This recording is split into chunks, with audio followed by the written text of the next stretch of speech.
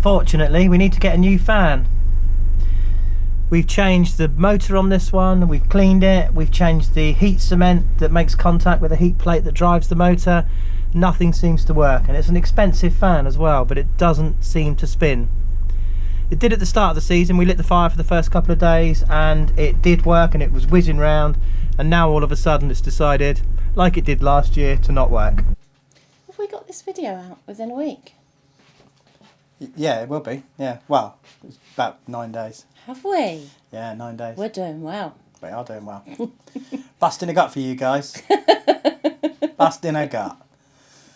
Say hello. Hello. And welcome back To this week's video. We can say that. This week's video. How exciting. Very. If you hear a little jingling sound, it's not Mark. No. It's Ernie walking around. He likes to have a little nosy when we're about to video, doesn't he? Yeah, they're always interested when we start videoing, Yeah. so just bear with us. So. I've had a busy week. Very busy week. I did a Christmas fair. Yeah, we got some footage of that. And we finally met up with Crusing Alba. Yeah, we'd sort of been passing each other on and off for the best part of a year. We saw them last year in lockdown. They saw us, I think we passed them on the Thames, and then they saw us earlier in the year, and then we met again as we went past them at Hungerford, and we'd not been able to have a catch up, but we finally did get to meet them. Yeah, and we had a lovely time. Awful people. Awful. We had a wonderful time. In fact, we've met them a couple of times since as well, haven't we? So we've had a couple of meetups. They were gracious enough to invite us to their big Christmas tree unveiling, which was lovely. It was like pop over for a Christmas drink. Yeah. And they're thoroughly nice people. Thoroughly nice people. As always, we travel to get water again. Yeah, boaters seem to, if you're a continuous cruiser, there's reasons to move. And the reasons are, I mean, you can move because you want to, and it's a nice day to cruise. That's always nice. But generally, it's out of necessity. So it's either to get rid of rubbish, to empty loos, to fill up with water, to find a spot because you've got your 2 weeks are up on your mooring. There's a number of reasons why continuous cruisers move. Very rarely, actually, for pleasure. Yeah, especially during the winter. We definitely moved a lot more in the summer on the Thames, where it's just beautiful to keep on moving. But in the winter, we tend to stick to a mooring of 2 weeks, and then we move on. And normally that's the time that we need water as well. Indeed. And in this video, you'll see a little bit more of our lifestyle around boating and how we fit boating into our lifestyle. If you can hear any crunching in the background, it's now Ernie eating his biscuit.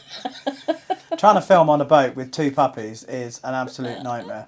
But they're growing up. They're getting huge. Yeah, they are. So. Okay, so it's a cold, bright morning this morning. We chose this morning to move because the sun's shining. It makes for better pictures, but also it's better to cruise in.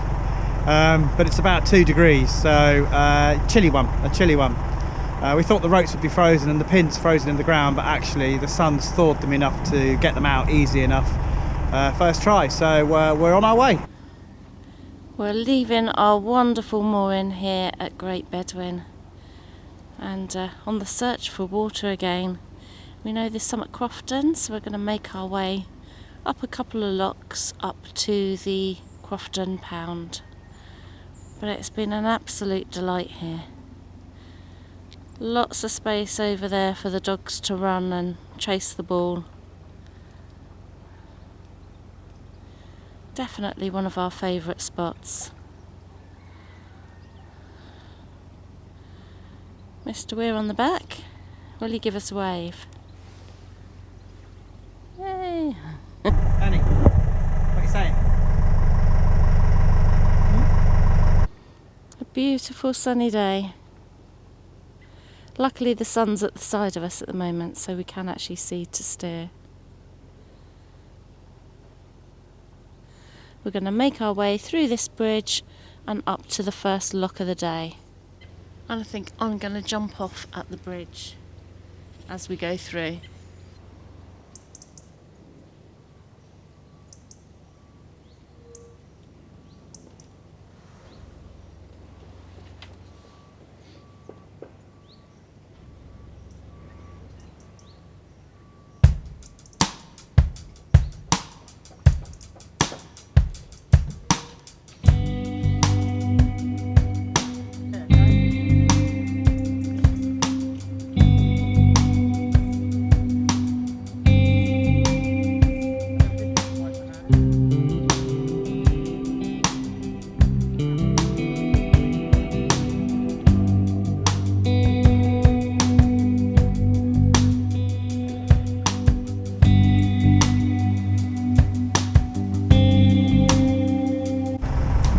The lonely walk of a boater.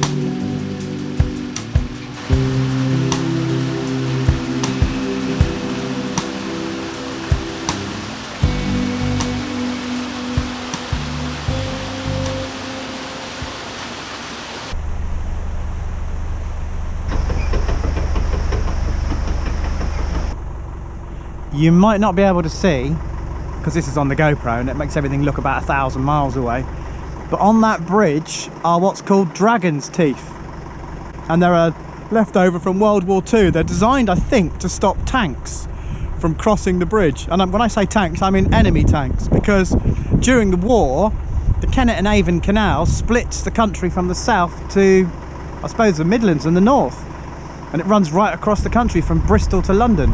So it was a major line of defence. Should the Nazis ever land on the beaches of the south, they would advance up the country and meet resistance on the Kennet and Avon Canal.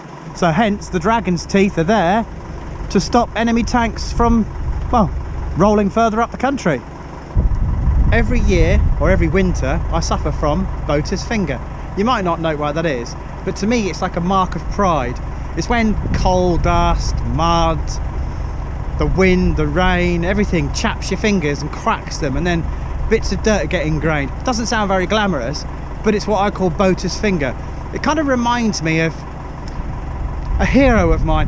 For those of you overseas, you might not have ever heard of a guy called Fred Dibner.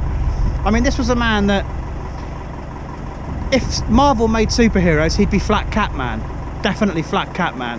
I mean, he had more tuts than anyone else. I mean, in fact, if tuts were currency, he'd be Jeff Bezos or Elon Musk. And what I mean by that is his Yorkshire or his northern accent, and I'm going to offend some people here, so he would go tut shed, tut pot, tut plants.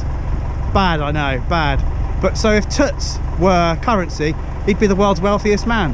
Unfortunately, no longer with us. Put a comment in the box below if you remember Fred Dibner. That's how low the winter sun is, folks.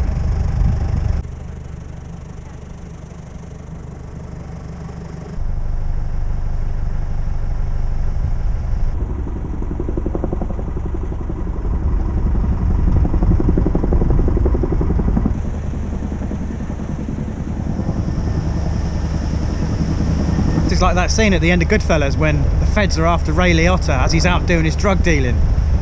I'm okay, I'm no Ray Liotta, but still. I thought I'd show you the walking map that I've just been painting. It's now finished for the village of Tilshead.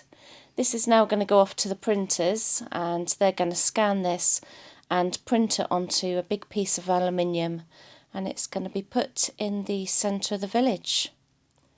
So I will show you in an upcoming video what happens and the unveiling.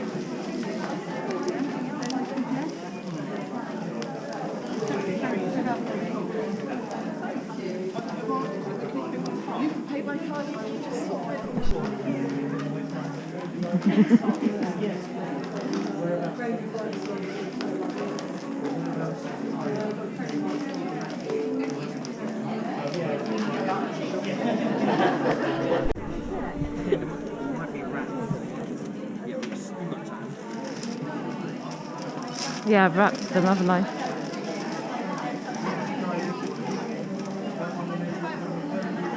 Don't drop it. We've just bought the tree.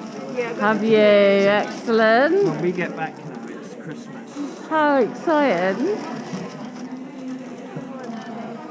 Just be careful with his ears.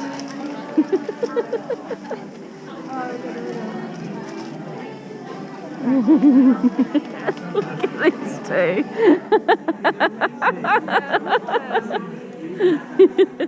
I've just received these prints back from the printers. So there's a few orders I need to get out today. Thank you to everyone that has bought a Widebeam map. I've had to get some more because we were running short. So there's a few more left ready for Christmas. Lockdown for me was quite a creative process, and it was actually really good for me. This was the first lockdown that we had back in March, and this was painted at Tring Reservoir. So I could probably do with another lockdown, so I could paint another. And this is by far the most popular of my prints. And there's a really interesting story about this. I actually painted this in lockdown. Oh, what lockdown were we on? Lockdown 3. 3 or 4? Christmas last year. Christmas last year at Great Bedwin. And we've just been moored outside the exact tree that I painted this from. So this was all the birds that were on the bird feeder that we'd put out in January. Thank you for watching. Thank you for watching. If you like this video, don't forget to give it a thumbs up. Don't forget to subscribe. It's free to do so. And when you do subscribe, don't forget to hit the bell icon here, there. And we love your comments. So make your comments in the box down below, and we answer every single one, don't we? Yes. Apart from the horrible ones. Don't answer them. Unless I'm feeling flippant. And if anybody wants any Christmas gifts, head on over to my website. Cheeky little plug there. Well, it's our channel, we can plug it. No one can say anything. Head over to the website because Christmas is getting very, very near now. Yeah. And postage is going to be taking, a little bit longer. I was reading in a national newspaper the other day that the must-have gift of this year is a Widebeam map. Is it? Yeah, but not any old Widebeam map. A Widebeam map by Weir on the Move. It's the must-have. It's the must-have. To be honest, if you're giving your partner, children, the latest electronic toy or a diamond ring, you are going to be severely disappointed. Well, they are anyway. What they actually want is a Widebeam map. And maybe a mug. Yeah. What about a tea towel just to wipe it up? Yeah. Well, how about a Widebeam map and mug and tea towel set? There you go. Anyway. We'll see you, hopefully, fingers crossed, next week. See you next week. Bye.